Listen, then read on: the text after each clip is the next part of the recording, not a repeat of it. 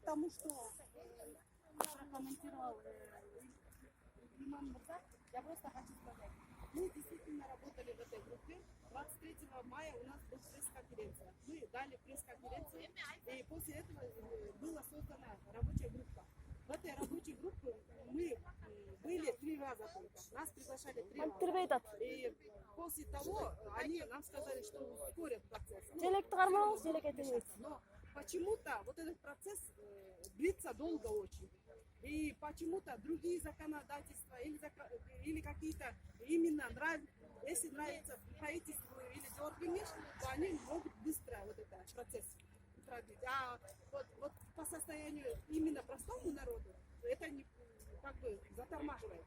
И поэтому вот это то, что процесс сидит на месте и никуда не двигается, вот это нас и озаботило. Потому что поступает много такие моменты, когда люди обращаются к нам и говорят, мы же говорили, что 1000 сомов они вот уже закономерно спустят. Когда это получится? Когда вот эта ситуация когда спадет?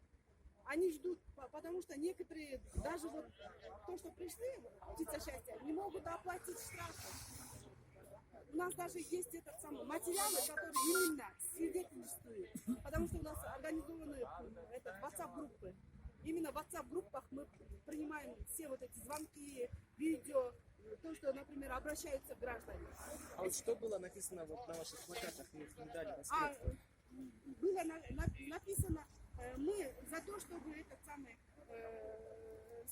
снизили сумму штрафов.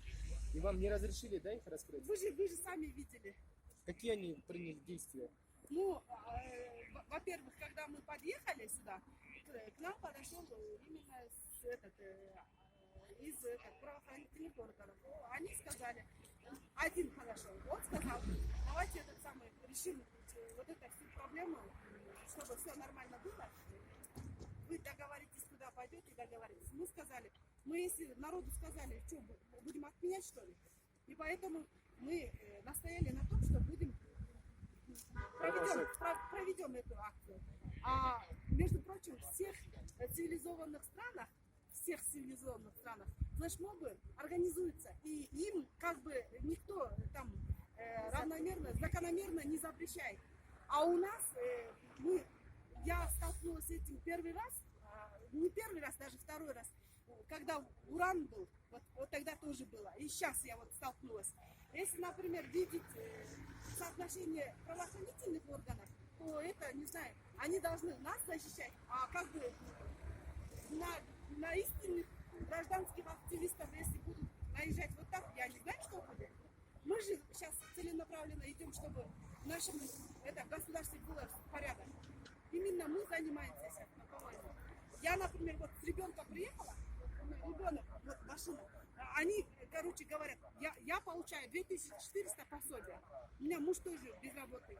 Мы, например, не в силах даже вот это купить и вот этот бампер поставить.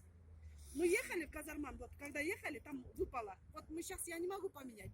И о каком речи тогда идет, если 15 птиц счастья придет, умножить на по 3000, это будет уже сколько? 45 000 сомов. Это вообще беспредел. Все, красавчик.